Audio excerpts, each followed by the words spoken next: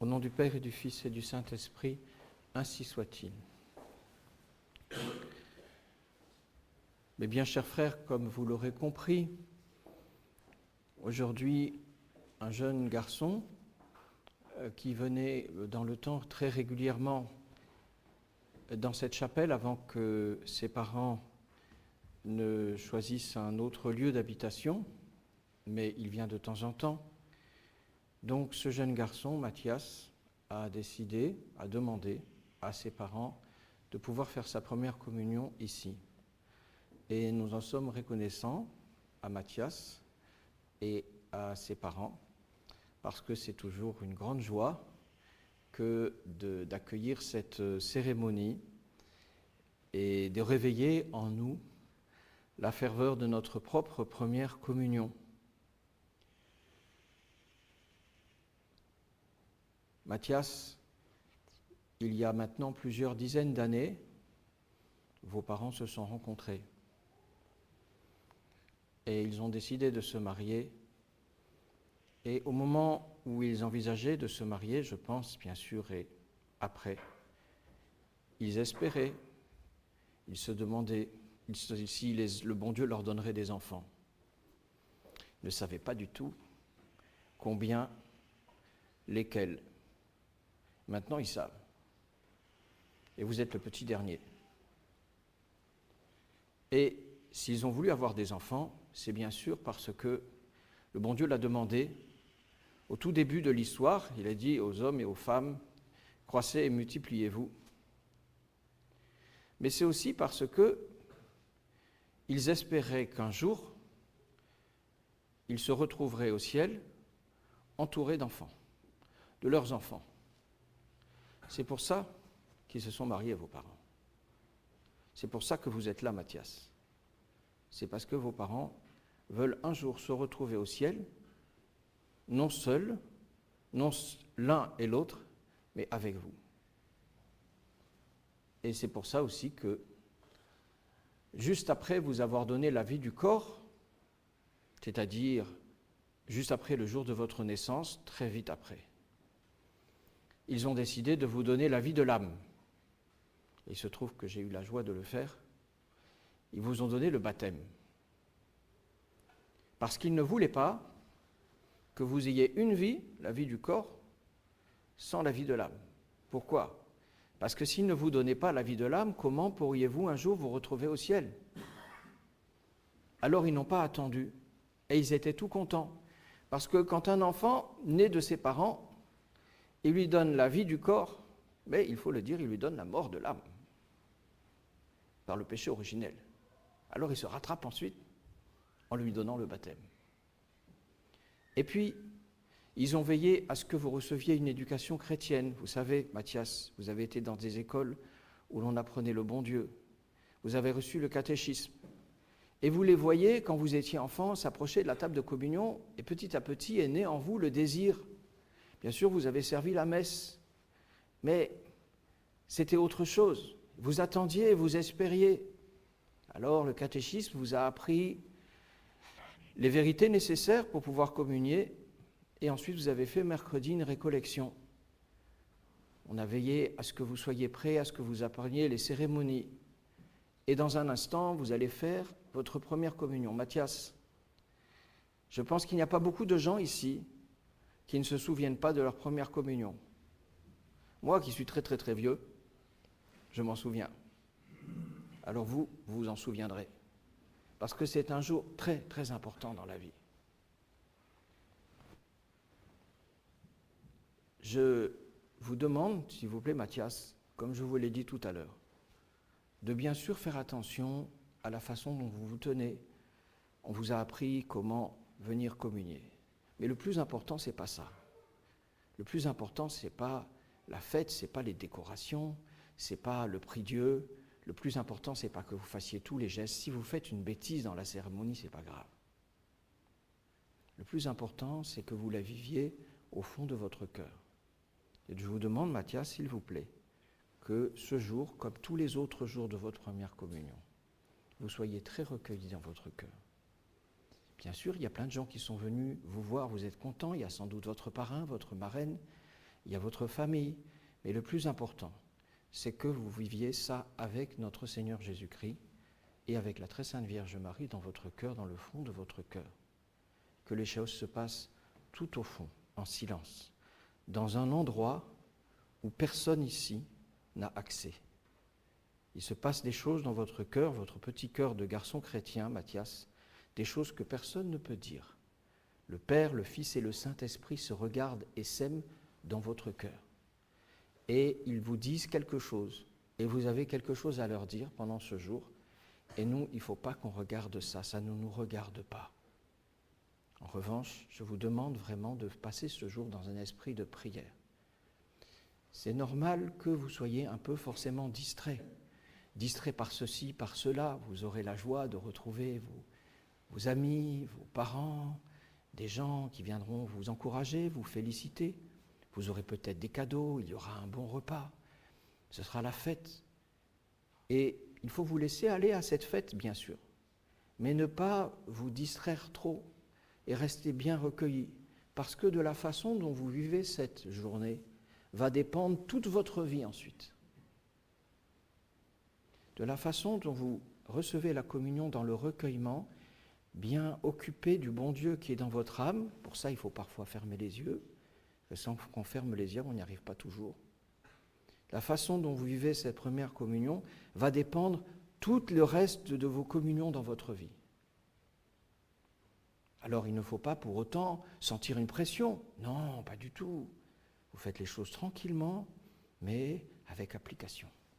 Je peux vous dire, parce que nous, on le voit, les prêtres, que certains enfants, la façon dont ils ont fait leur première communion, eh bien, on voit comment ils font leur communion toute leur vie, des années après, parce qu'on les suit. C'est impressionnant. Et donc, ça peut être exactement la même chose pour vous. Vous en demanderez la grâce à la très sainte Vierge Marie. Si le bon Dieu veut que vous communiez, c'est pour 3 raisons, entre autres. Bien sûr, au bout, c'est le ciel. La première, c'est que vous comprenez très bien que dans la vie courante, pour la vie du corps, si vous ne mangez pas, vous ne pouvez pas travailler. Vous ne pouvez pas faire ce que vous avez à faire, vos obligations, vos devoirs, aider papa à ceci ou à cela. Non, vous ne pouvez pas. Physiquement, vous ne pouvez pas. Eh bien, l'Eucharistie, c'est exactement la même chose. Quand vous viendrez là, dimanche après dimanche, pour recevoir l'Eucharistie, la présence de notre Seigneur Jésus-Christ sous les apparences du pain que vous allez recevoir dans votre cœur, cette présence-là sera pour vous donner la force pour tous les jours. Quand vous aurez 20 ans, Mathias, quand vous aurez 40 ans, j'espère que vous irez jusqu'à 40 ans peut-être quand vous aurez 60 ans, quand vous aurez 80, vous n'imaginez pas avoir 80 ans un jour, Mathias, eh bien il faudra toujours que la Sainte Eucharistie soit la force qui vous fait éviter le péché et accomplir la volonté du bon Dieu jour après jour. Que dans le mercredi, le jeudi, le vendredi, quand il s'agit de faire ce que le bon Dieu veut et d'éviter le mal, vous soyez portés par la force de la nourriture du dimanche qui précède. La force. C'est le Christ qui le dit. Ma chair est vraiment une nourriture.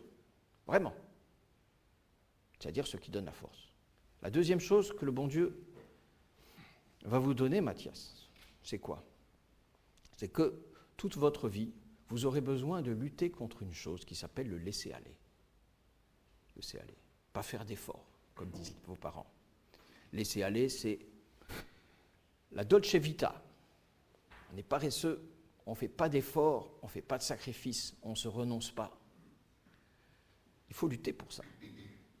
Eh bien, la Sainte Eucharistie va vous donner d'y arriver. Pourquoi? Parce que, c'est dans la messe d'aujourd'hui, ce sacrement, c'est le sacrement qui est né de la mort du Sauveur. Vous savez ça? Vous savez? C'est la passion qui nous a donné l'Eucharistie. Et donc, l'Eucharistie va engendrer votre esprit de croix. De temps en temps, il faudra faire des sacrifices. Les sacrifices de la vie que le bon Dieu vous donne. Chaud, trop froid.